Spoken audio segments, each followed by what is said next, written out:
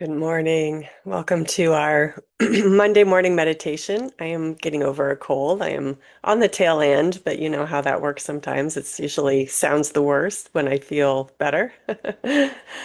So, just checking in about your Lent commitment. If you came up with something that feels like you want to just commit to it for the next less than 40 days now. I guess we're at 33 days. 33 days left. We can do it.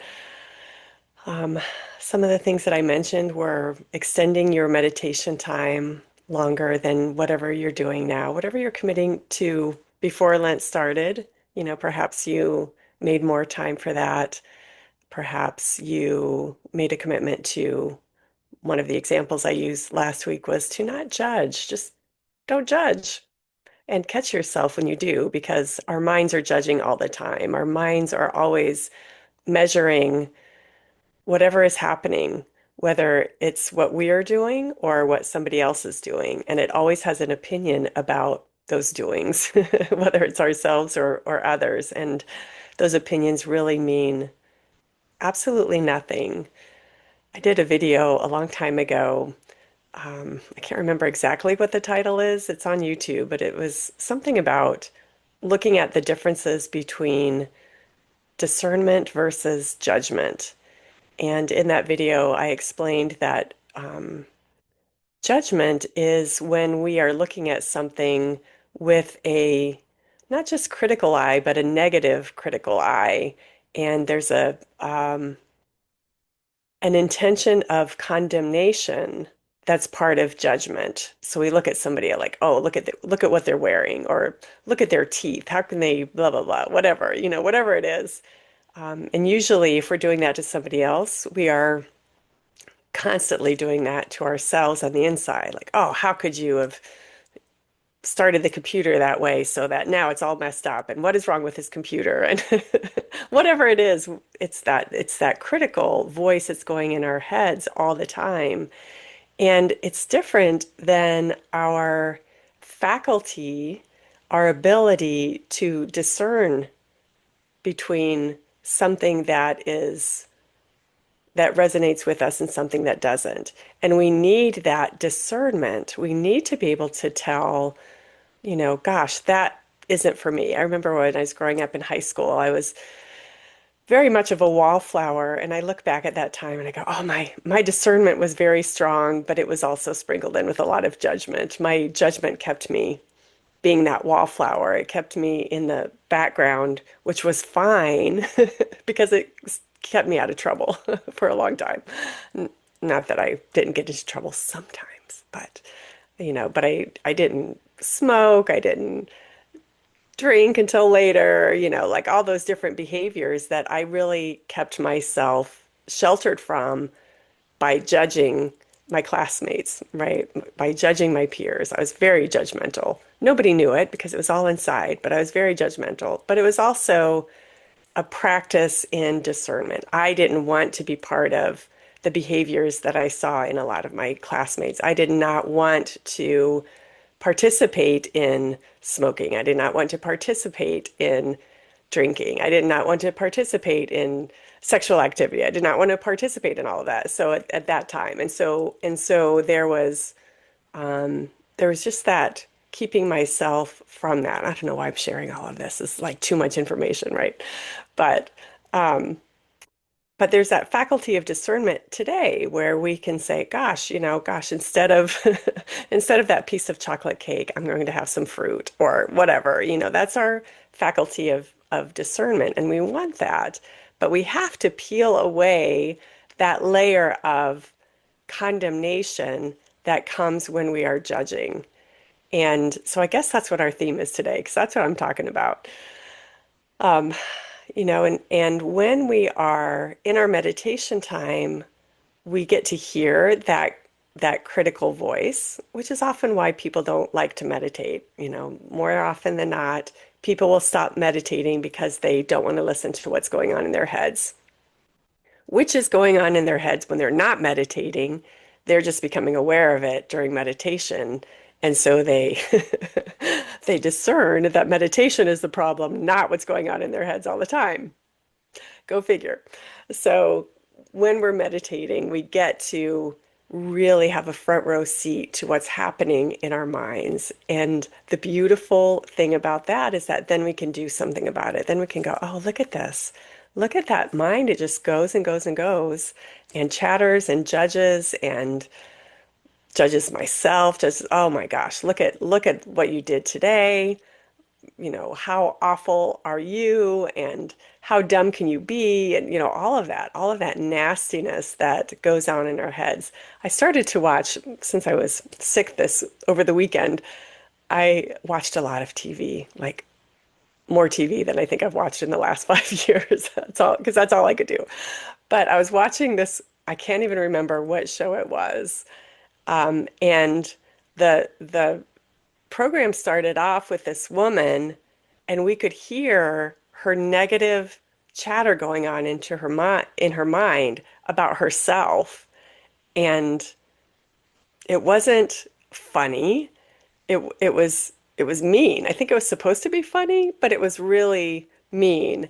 And I couldn't even watch it. I'm like, I can't even watch this woman talking to herself this way. That is so not not okay and so relatable, right? I don't watch somebody do that. I got enough going on in my own head. I don't want to watch somebody else doing that. So anyway, so it's important, all that said, it's important to watch what's going on in our own minds because we don't have to be doing that. We don't have to be so harsh on ourselves.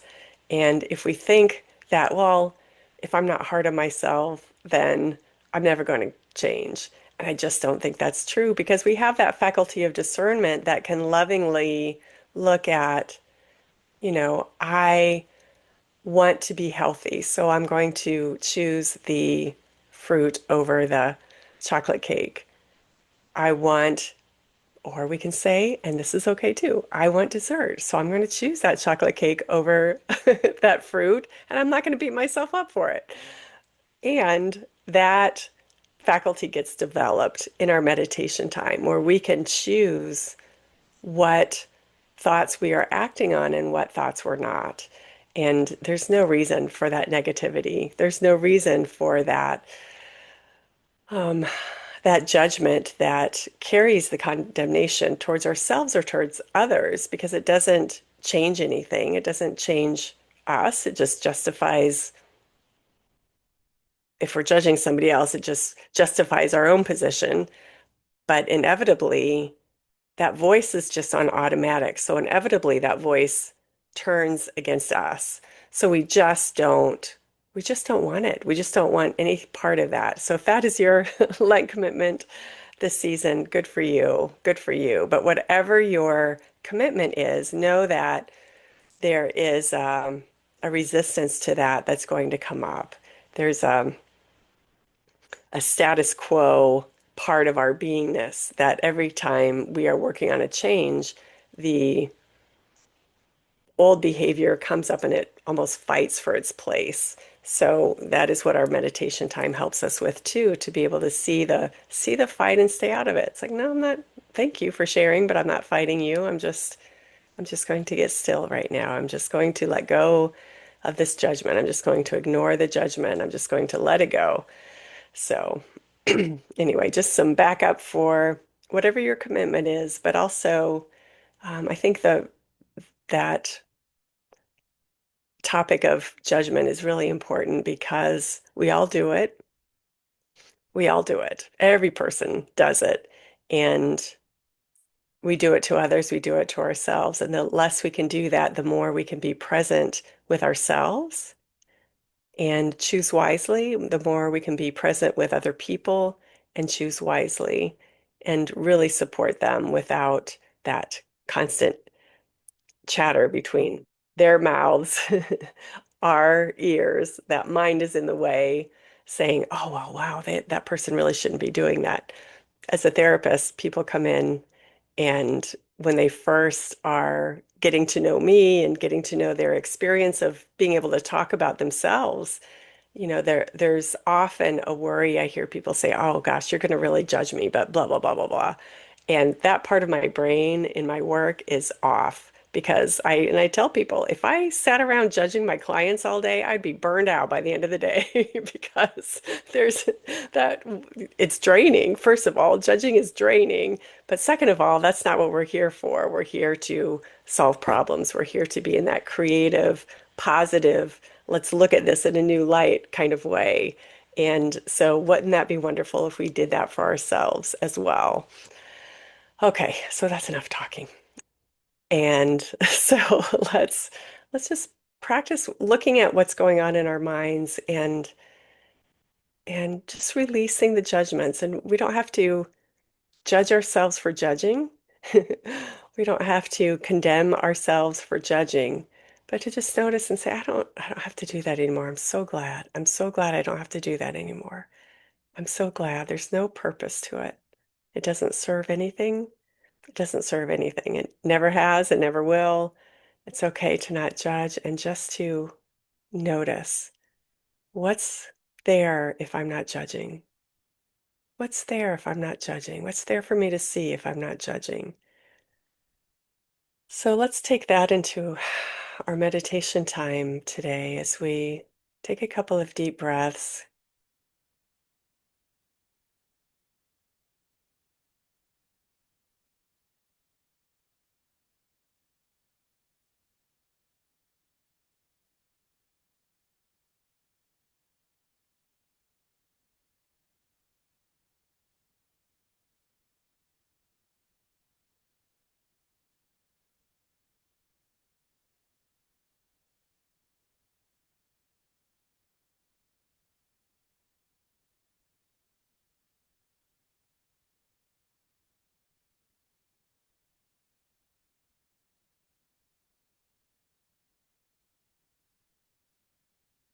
Let's just let's just focus on our breath right now.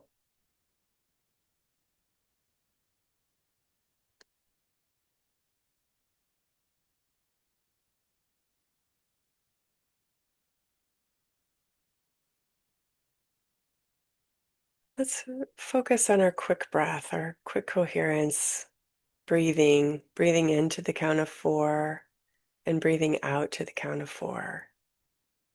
Let's just practice with that for a few moments at your own pace. Just use your mind to count to four as you breathe in and count to four as you exhale.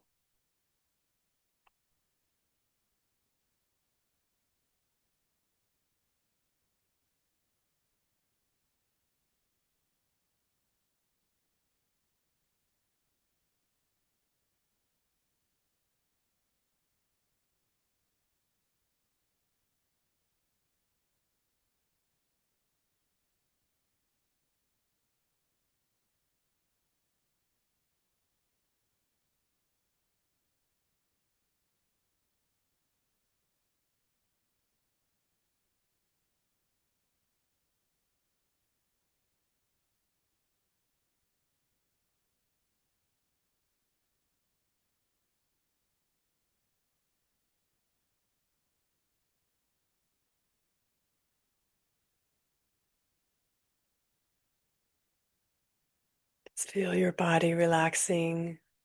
Perhaps you feel your mind slowing down.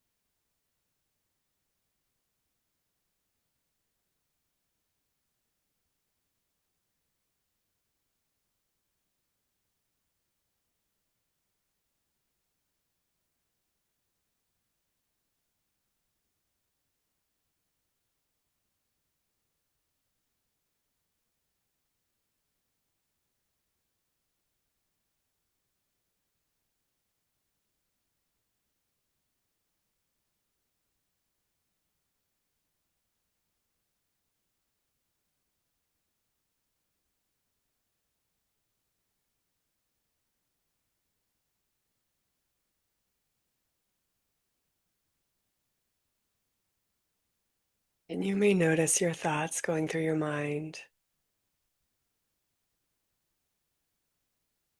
whatever the topic is.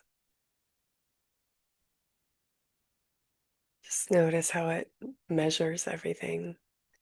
How still is my body right now? How steady is my breath? Am I counting too fast? Am I counting too slow?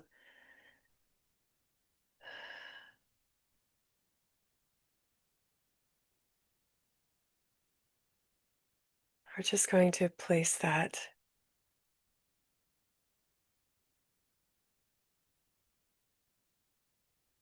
insignificance to that measuring voice.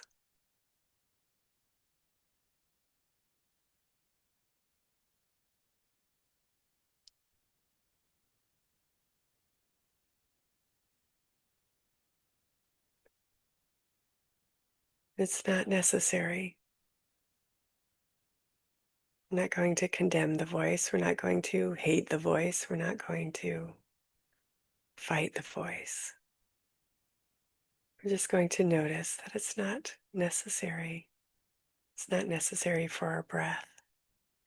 It's not necessary for our counting. It's not necessary for our stillness. It's not necessary for however our body is relaxing right now.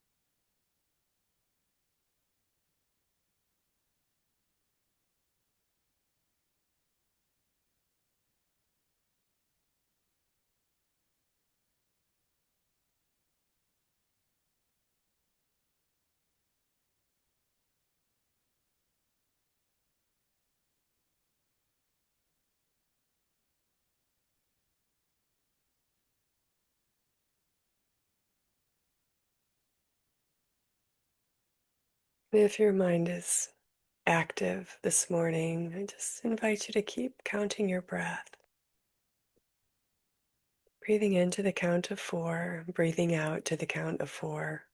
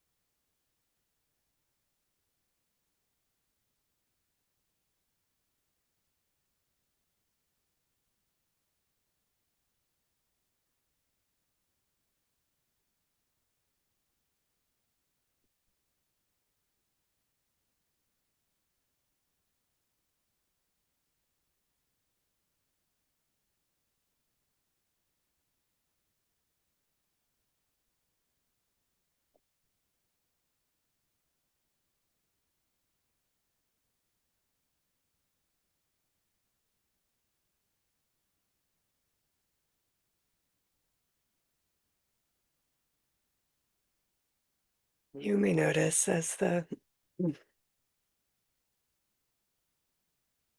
judgments subside, there's a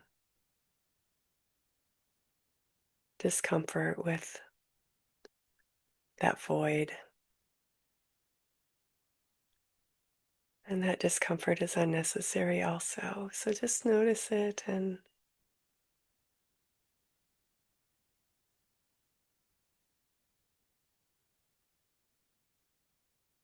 there's nothing unsafe here in the stillness.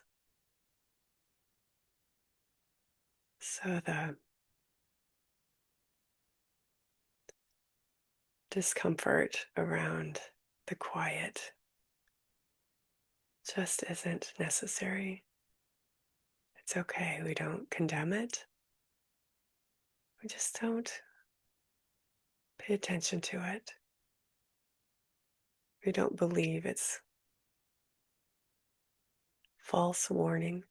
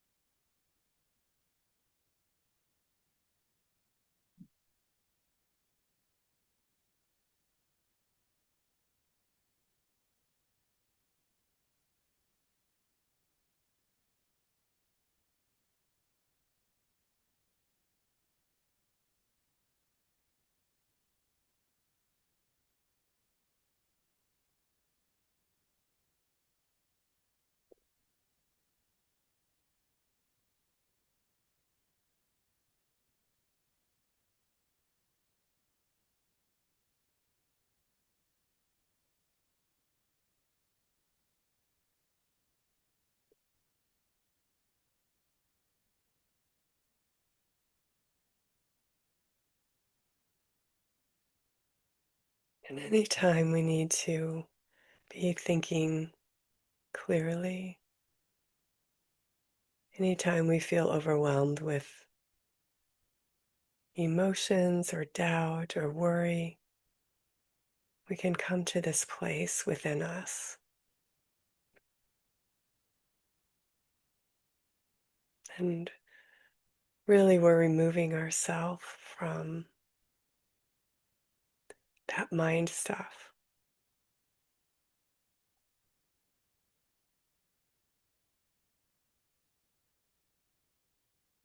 We can breathe and quiet the mind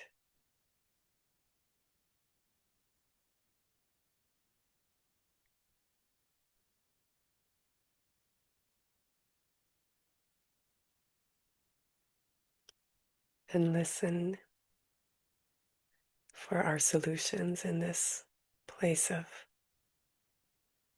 stillness and clarity.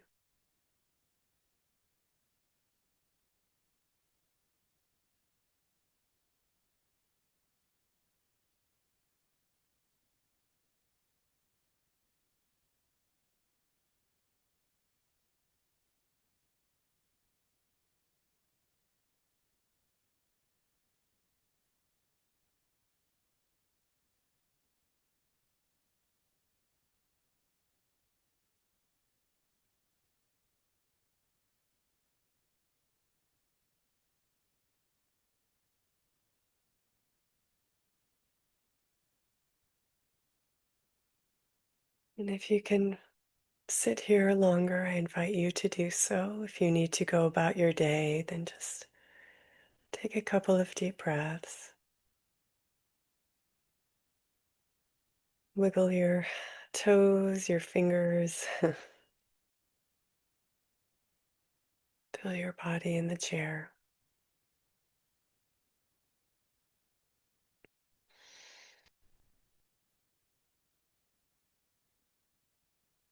And if you're going on about your day, just open your eyes and take this stillness with you. Take this clarity and discernment with you, and just shoo away those judgments as they arise throughout your day, which they will, because that's what brains do.